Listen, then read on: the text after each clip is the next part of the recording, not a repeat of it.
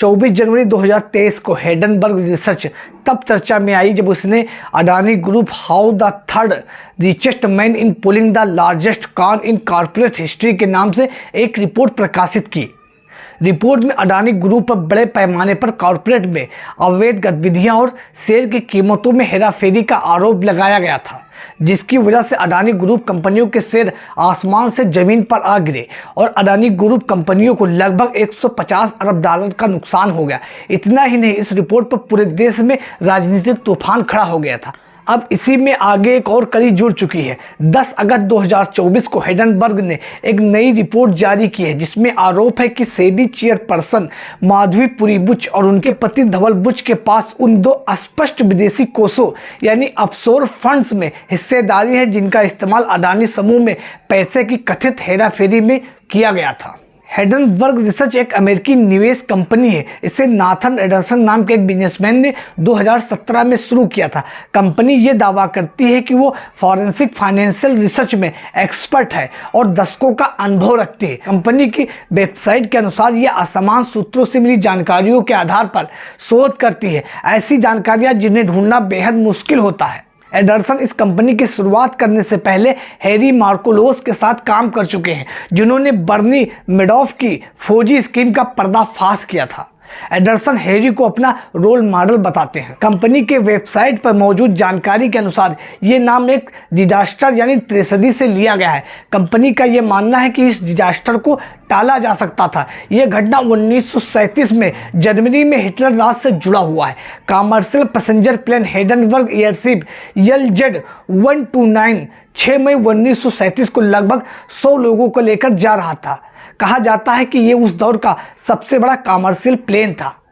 हेडनबर्ग airlines का plane Germany से America के लिए उड़ रहा था और न्यू जर्सी के मैनचेस्टर में हादसे का शिकार हो गया। प्लेन न्यू जर्सी के आसमान में हादसे का कुछ यूं शिकार हुआ कि धमाके के साथ आग के गोले में तब्दील हो गया और 30 सेकंड से कम समय में खाक होकर जमीन पर आ गिरा। इस हादसे में करीब 37 लोगों ने अपनी जान गंवाई।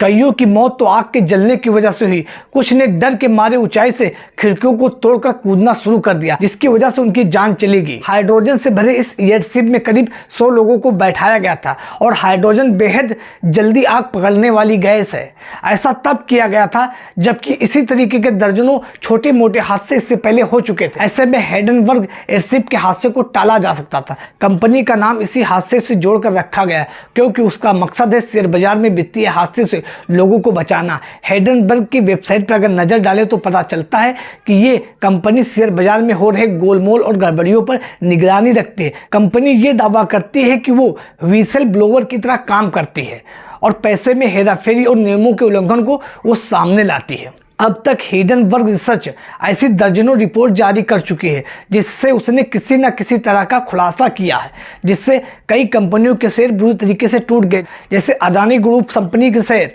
Nicola, Floor Health, Block Inc, Candy और लार्डस्टाउन मोटर जैसी कंपनियों को निशाना बनाया गया है। वेबसाइट पर अडानी ग्रुप समेत अलग अलग कंपनियों की कुल 19 रिपोर्ट मौजूद हैं। 2020 में हेडनबर्ग ने अमेरिकी ट्रक मेकर निकोला और सोशल मीडिया कंपनी ट्विटर में अपना स्टॉक बेच दिया। इससे उन दोनों कंपनियों के शेयरों में भारी गिरावट आ गई। निकोला एक इलेक्ट्रॉनिक व्हीकल्स मैन्युफैक्चरिंग कंपनी है जिसने निवेशकों को अपने नए व्हीकल्स के बारे में बताते हुए ठगा था, जबकि हकीकत में उसके पास गाड़ियां थी ही नहीं। अमेरिका की कनेटिकट यूनिवर्सिटी से पढ़े नाथन ने अपनी कैरियर की शुरुआत फैक्टसेट रिसर्च सिस्टम नाम की एक डाटा फर्म से की थी और इन्वेस्टमेंट मैनेजमेंट कंपनियों के साथ भी वो काम कर चुके हैं। वॉल स्ट्रीट के एक इंटरव्यू में एडरसन ने बताया था कि नौकरी के दौरान उन्हें महसूस हुआ कि जिस कंपनी में वो काम कर रहे हैं वो बहुत ही साधारण विश्लेषण करती है। इसके बाद खुद का फंड शुरू करने का मन बनाया था उन्होंने।